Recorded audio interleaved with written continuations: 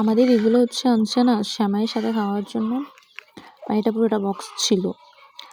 আমি কি করছি, এগুলা সবগুলা এই যে নীল সবুজ যেগুলো দেখা যাচ্ছে, এগুলো মানে বাদাম চারা যেগুলো আছে, এগুলো সবগুলো খাই ফেলছি।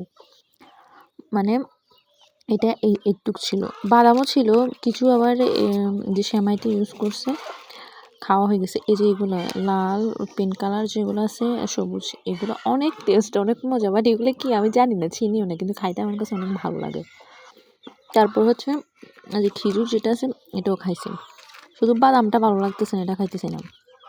এখন সেমাইয়ের জন্য আনছে, আমি এগুলো যে এভাবে খাই ফেলতেছি, শুধু আজকে না, এটা কিনে আনছে হচ্ছে রমজান মেবি 26-27 সময়, আমি তখন থেকে স্টার্ট করছি খাওয়া।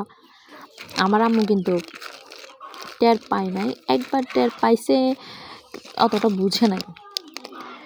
তবে আমি যে এগুলো এরকমভাবে খাইতেছি, যদি আমার আম্মু জানতে পারে যে কাজটা মূলত আমি করি। আমার কিন্তু ছোটো বোন আছে, ওরা করে না, আমি ওদের বড় হয়ে আমি করি এসব কাজ।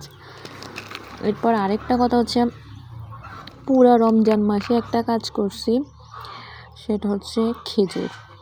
মানে খেজুরগুলা সবগুলা সিস্টেমে খাই ফেলছে। কি খেজুর কিনে আনলে খেজুর কীভাবে শেষ হয়? রমজান মাসে খেজুর, ঈদের সময় এগুলা, আর গোটা বছর হচ্ছে দুধের গুড় আছে না, এগুলা।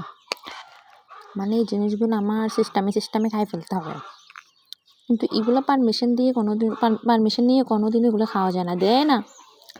ওই জন্য আমি সিস্টেমে খাই ফেলি। আমার মতো এরকম কি কেউ করেন? করেন না, পাপ হবে।